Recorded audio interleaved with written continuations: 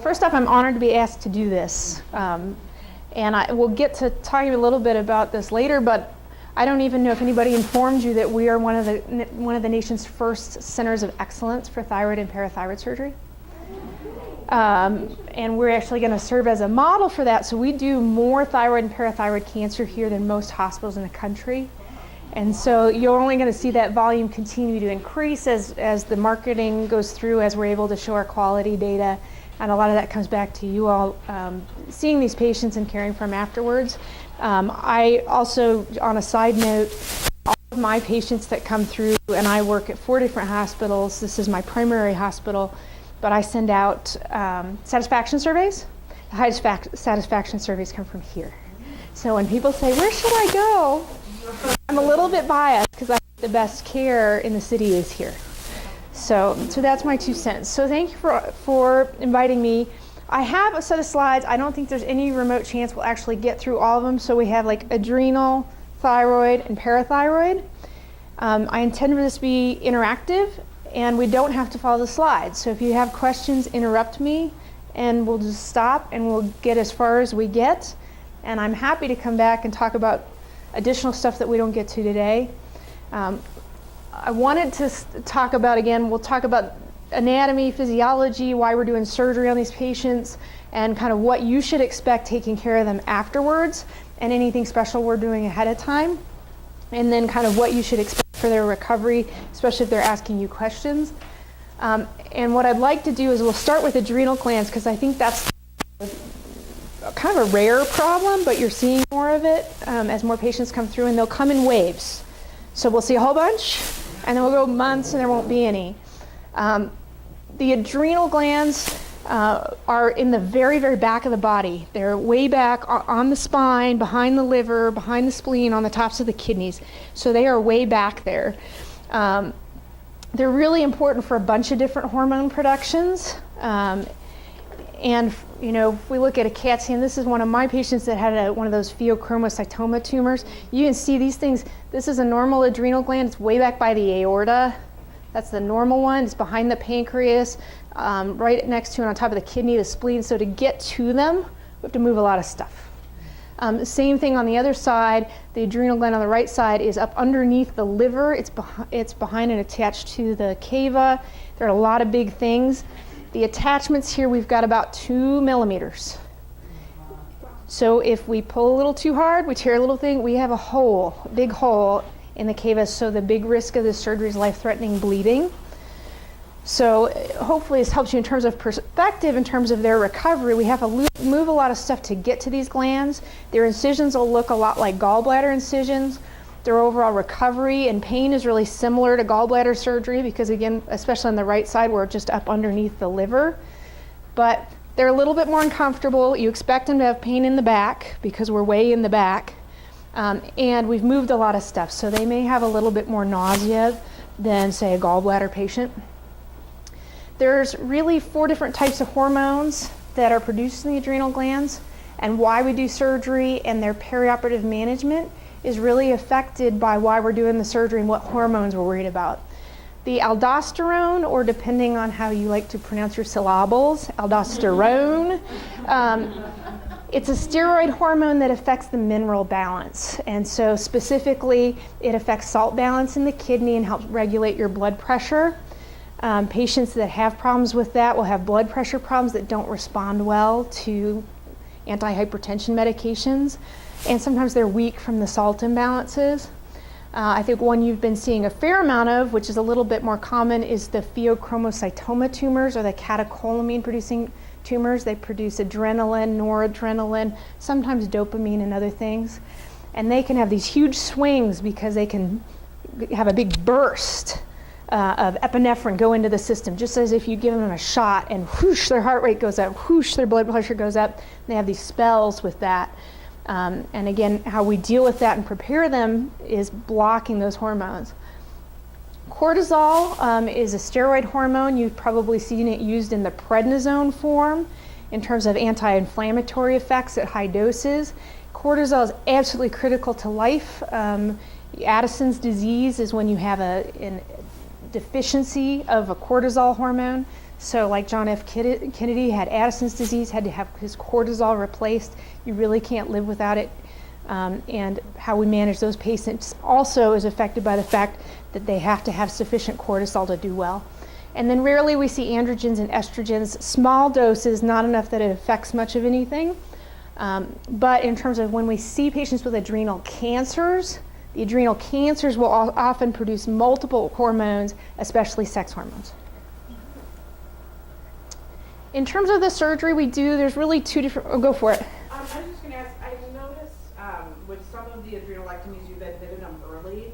What makes you determine whether you admit them early or not? So I'll get to that, and it has to do exactly with the hormone that it produces. Okay. So from basically the basics of surgery, there's really two different ways to get the adrenal gland. You can either go through the front or you can go through the back.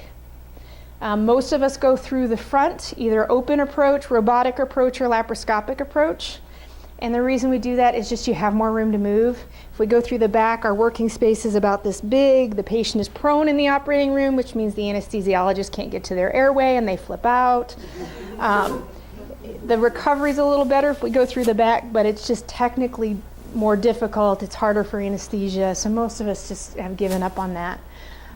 The type of surgery depends on how much surgery they've had before, why we're doing surgery, if there's scar tissue there, if we're worried about the tumor being cancerous, if it's big, if it's small. And then the main risk, like we talked about, is the bleeding, because we're right there on big blood vessels, and we've got really millimeters. And we have to be right on with our clips, right on with our cuts, any extra pulling or tearing, and you've got somebody that suddenly bleeds to death in about 2 minutes. So it's when it goes well, we're done in 40 minutes, and boom, it's the easiest recovery ever. When it doesn't go well, I mean, you got to move fast, and we're talking life-threatening.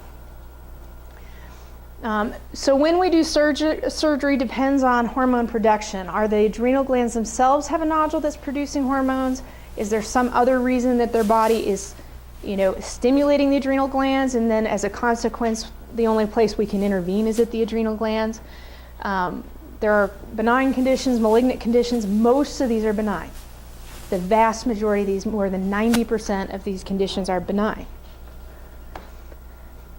Specific hormones dictate that perioperative management. If they're coming in early, how long they're going to stay afterwards, what medications you're going to see them on.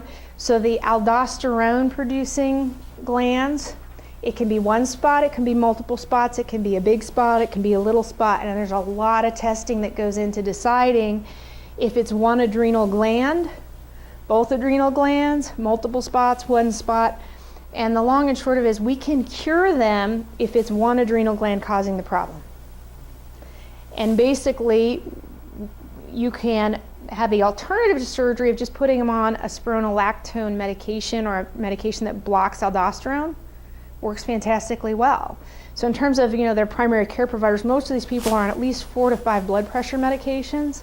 If we add spironolactone in, sometimes we're able to pull them off. Or if it's a single problem with one adrenal gland, we can take out that adrenal gland, and most of them go home with no medications, or maybe 1 blood pressure medication, or 1.5 of a blood pressure medication that they were on before, as opposed to 4 or 5 that they come in with. Also fixes the potassium problem. So in terms of their perioperative care, again, there's a lot of testing that goes into that. There's not really much we have to do preoperatively except that make sure that their potassium is okay, because that's the main salt that's affected, and they tend to be low potassium. After surgery, they do very well. They go home very early, and they're typically off medications, or at least have their medications drastically reduced. So when you get to their discharge medications, they pretty much should be off most of everything, and it's okay if they go home a little bit hypertensive if we've pulled all their drugs, because we're going to be messing with them for weeks.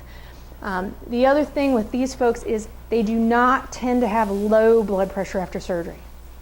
So the hormones will elevate the blood pressure. Once we take that out of the picture, they should have normal blood pressure or mildly elevated blood pressure, just because they would otherwise have mild hypertension. So if they're low blood pressure, that's a flag on a patient that has an aldosterone tumor that something's wrong. that they're bleeding or there's something else going on. Cortisol patients don't typically come in early either. They'll come in the day of surgery. They also require extensive testing because there's a lot of reasons that you can have what we call Cushing syndrome or an excess of cortisol.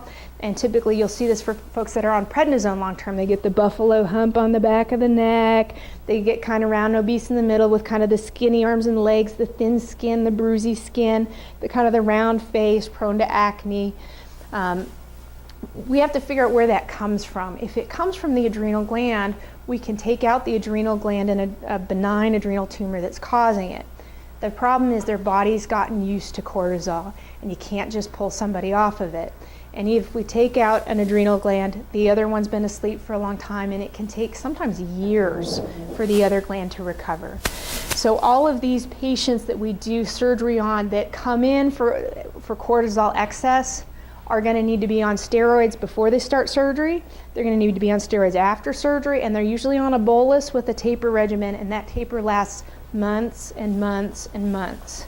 Their recovery, we warn them 4 to 6 months minimum before we get their steroids down to a normal level, or even the steroids, we're talking, months and months and months in terms of the buffalo hump going away, losing their weight, their face coming back so they look their normal appearance. We're really telling them, you're not really even going to notice for 4 to 6 months. The other thing that's really different about these folks is because of all the steroids, they're at risk for some additional things. Both coming into the hospital, they're at risk, and the way we treat them and send them out of the hospital, they're at risk. So they're going to have higher blood sugar. Some of them are diagnosed with diabetes because of the higher cortisol levels. It affects the body's glucose management. So typically you'll be watching their blood sugars after surgery, especially because they're going to bolus their steroids right before they go into the operating room. They're going to be in a bolus for a day or two afterwards. Some of them will need insulin. They're at a higher risk for bleeding because remember they have that kind of thin, fragile skin and thin tissues. Everything tears. So even during surgery, their tissues are very friable and fragile and tear and oozy and bleedy and bruisey. So they are at higher risk for bleeding. You'll also notice they're at higher risk for blood clots in addition to higher risk for bleeding. We don't entirely understand all the reasons for that, but we usually will give them a dose of either Lovenox or another heparin or a heparin analog when they go to sleep in the operating room, because they can have a DVT or a PE while they're asleep on the table. They're at risk for months and months after surgery. So my patients that come in from a distance, or they fly in, they drive in, and they come have surgery, say, when you drive home, you're getting out of the car every hour and you're walking around. For those that have to fly, oftentimes we'll put them on Lovenox shots for a week or so afterwards, or a single shot to get them on the plane if they have to fly a long distance, because they are at very high risk for blood clots, so we try and warn them about that as well.